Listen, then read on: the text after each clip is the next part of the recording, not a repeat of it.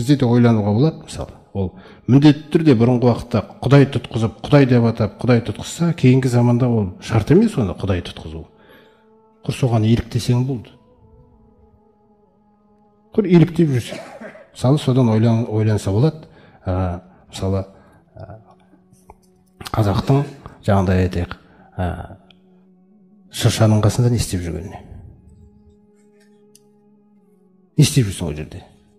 Ол да сөйлемейді. Ол да мылқау. Не істеп жүрсің ол жерде? Сұрақ, ақылдың сұрағы да, ақылдың ақылды адамға қоятын сұрағы. Білмеймін, әйтеуір жүрміз. Өйткені бұндай нәрсенің қиындығы қабірде. Қабірде дейді, сұрақ қойылған кезде, Алла сақтасын, жаңағы имансыз адамға сұрақ қойылған кезде, мән роббука деп екі періште келіп, ла әдри деп айтады екен, қараңыз. Білмеймін Раббымның кім екенін. Қараңыз, қандай қиын нәрсе да. Ва ма динука, дінің не? Ла әдри, білмеймін мен дінімнің не екенін. Ва маза тақулу фи хазар ражули, ал әлгі Мұхаммед пайғамбар жайында не айтасың? Инни самиъту, қараңыздар, яқулуна насу қулан, фақулту мислаху.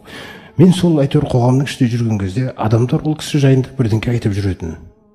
Мен де соны айта салатынмын. Қарас. Сонда екеуі оған айтады да, фаяқулани, екі періште де сол жерде Мұнкар Накир айтады дейді. Ла дарайта ва ла талайта. Дүниеге келген түпкі мақсатыңды да, Раббыңды да, дініңді де, пайғамбарыңды да білмепсің ғой. Қарас. Заяға кеткен өмір деп айтады. Ва ма талайта, не Құранды да оқымапсың ғой. Осыны оқиш деп. Қода күнна нағламу, иннака тақулу залика. Біз сенен емтиханда сұрамай жатып ақ білгенбіз, жауабыңның осындай болатынын дейді. Қарас. Сумма юдробу биметроқатин. Сосын бір мен хадид темірден болған бір күрзіні көрсетеді көзіне.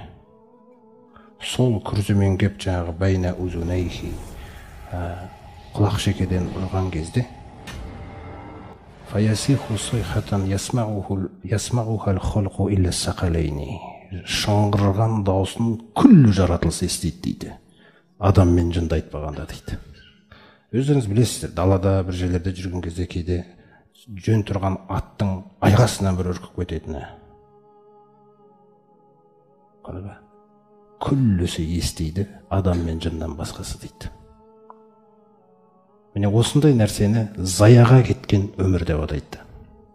Сондықтан пайғамбарымыз саллаллаху алейхи айтқандай, мән ташаббаха биқаумин фахуа минхум. Кім бір қауымға еліктесе, ол сол қауымнан дейді. Қараңыз қандай. Еліктеудің өзі қиын нәрсе да.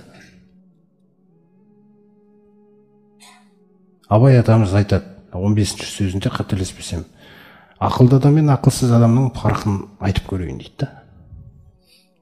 Адам өзі осы дүниеге келген кезде бір нәрсеге қызықпай тұра алмайды дейді өмірде.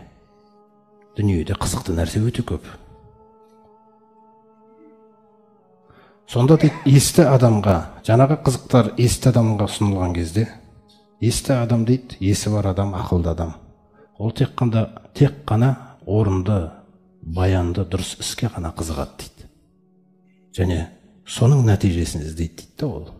Ал есер адамдар дейді, қараңыздар, есер адамдар не болса соған бағасыз құнға, баянсыз нәрселерге қызығып, жаңағы итқорлықпен өмір сүріп жүре береді дейді.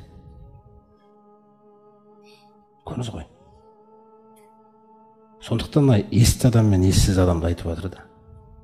Сондықтан дейді, сен дейді, есті адамдардың қатарына кіргің келсе, сен жоқ дегенде күніне бір мәрте құр ойлан дейді, немесе аптасына бір мәрте. Оған қолың тимесе жарайды, түсінейік, сені айына бір мәрте құр ойланда, алғашқы өміріңді ашып тасташы дейді алдыңа бүйтіп. Сені өкіндіретін нәрсе бар ма, жоқ па? Иманыңа, дініңе, ақыретіңе, жаңағы салиқалы өміріңе сол жерге бір қуантатын нәрсе бар ма? Өкіндіретін нәрсе бар ма? Міне осыны зертте деп отыр да. Міне ақыл деген нәрсе. Қоғамда көп нәрсе ақылмен істеліп жатқан жоқ. қазір көңіл қалауы билеген нәрсе. Көңіл қалау ақылдың орнынан шығып кеткен. Түсініңіз ба?